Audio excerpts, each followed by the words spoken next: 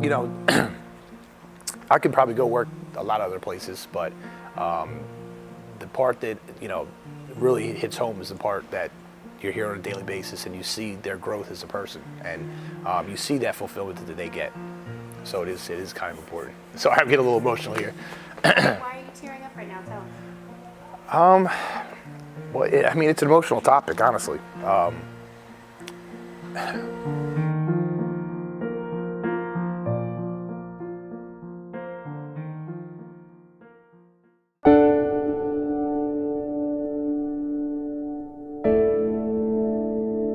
I can't wait to wake up in the morning, get ready to come here.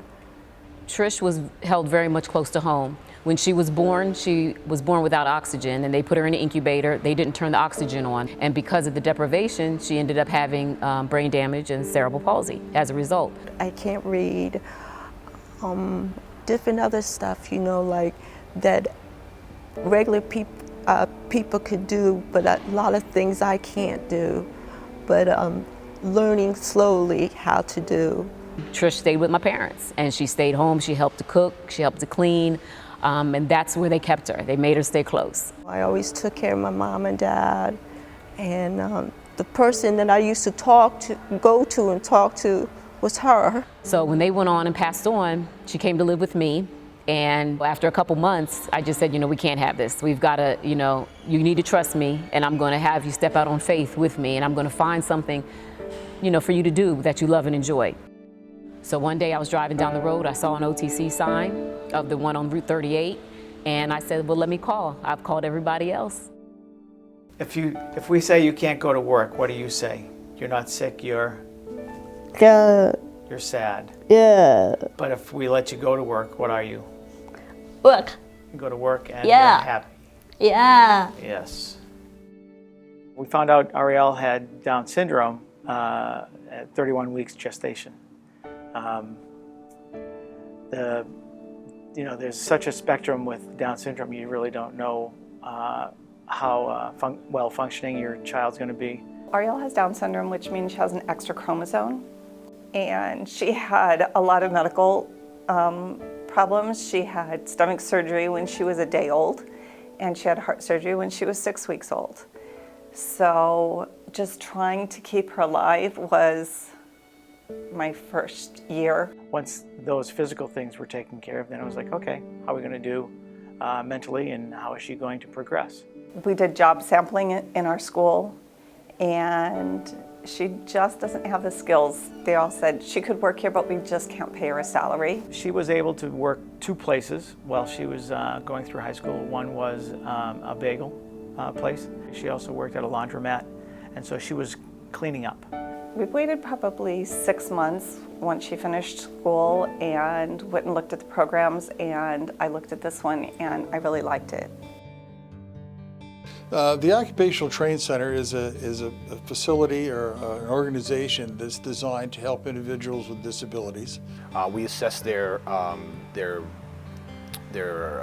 goals, their capabilities, their interests, and then we place them in a program that we think is suitable for them. Sometimes that means working in activities of daily living type environment, all the way up to working on outside projects at the Air Force Base. The OTC also has programs that aren't vocational, which are the day programs. We also have group homes. So basically, to sum it up, it's the program is designed to assist individuals with disabilities in reaching their maximum potential. My favorite job is the round ones, the big round ones. We do like a lot of cups, a lot of all different types of things. She can sit down, she's able to still do their job. I believe she does quality control, and she does the stickering of the products that we're packing on that specific job. Things that I never did before, I do now, you know. She feels very strong, and she feels like she has her place in society. Do you like stuffing the envelopes? Yeah. Or counting things out? Counting things out? Yeah. Ariel works on the envelope job. You can see the excitement on her face, and that she really, truly, I think, likes to be here. Basically, we take 5 envelopes, we put it into a bag, they put it on a line, it gets passed down, it gets sealed, boxed up in whatever quantity that it requires for that specific envelope, put on a pallet. Coming home from work, one of the things she does is, Ariel, how was work? Ariel loves work, work hard. She says those 2 words real bright and triumphantly. What's your favorite part of the OTC? Work hard. She loves to work and she works hard. She's always excited about going to work. When she wakes up in the morning and she's a little low, we go, well, then you don't have to go to work today. No, Dad, work. And it's like, do you like work? Yeah. She really loves work. I love it, because I never done it before. And now I do. It's amazing, I'm glad my sister got me into here.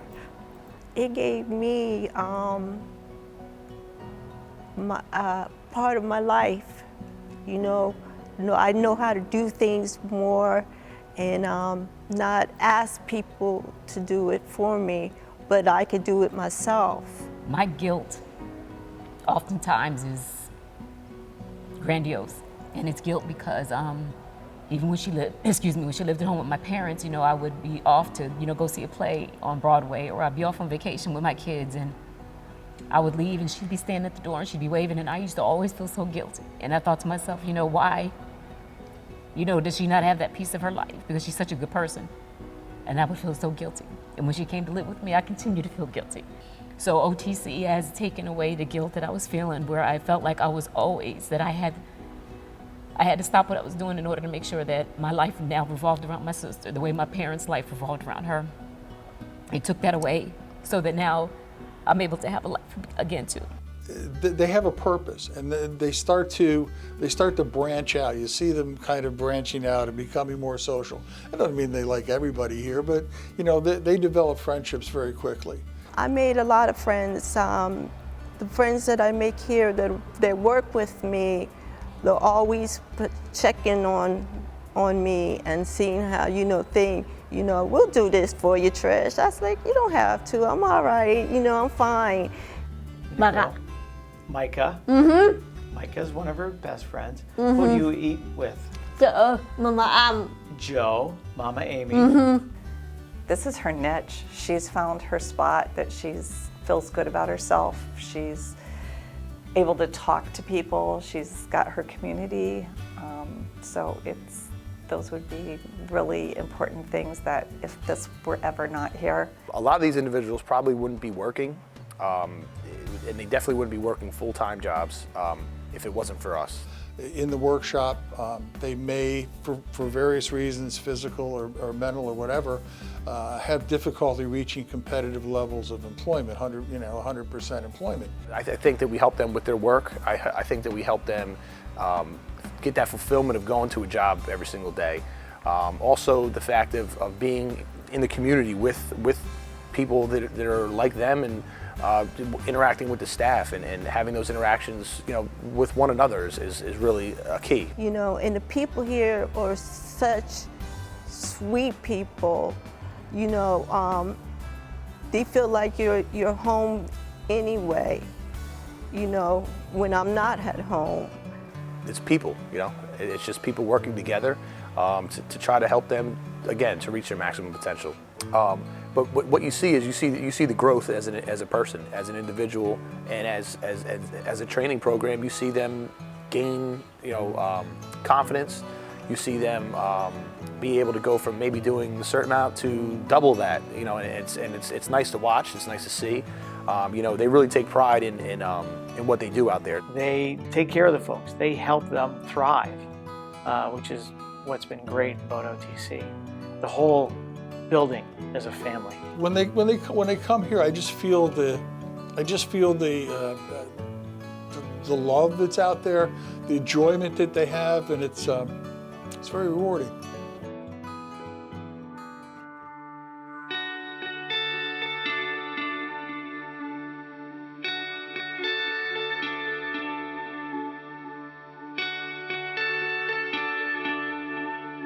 Well, 14C was established under the Fair Labor Standards Act years ago. And what it was intended was to allow people who could not work at competitive levels to work in workshops or other places, even in the community in some cases, for less than minimum wage. Some individuals produce extremely high, and other individuals don't produce as much. What Ariel does is not a minimum wage job. She doesn't have the ability to do that. Everybody has to work at some kind of level, no matter who they are. And if you're in a job where there's a standard, a labor standard, and you can't reach that standard, the company really doesn't have much choice. A private company doesn't have much choice. There's nobody here that's pushing them or telling them you have to do more, you have to do more. Obviously, we're trying to train them so that they can do more. But again, everybody's abilities are different, and that's the key behind 14C. In Vermont, they decided to just ignore 14C and just close workshops. What the effect would be is they want to raise the wage and so that everybody gets paid a certain rate. Again, as you said, that's going to eliminate the fact that, or eliminate the possibility of the workshop, okay, which should be a choice for them. Nobody's making them come here. If I didn't have OTC, I'd just be at home doing, just sitting there waiting for somebody to come home. But no, wouldn't like it. My daughter is able to be here from 8:30 until 3. Therefore, I'm able to work outside of the house. Otherwise, she would be by herself in our house, which wouldn't be acceptable. If the workshop went away, there are a lot of people here who would have difficulty affording care for their individuals who are working here.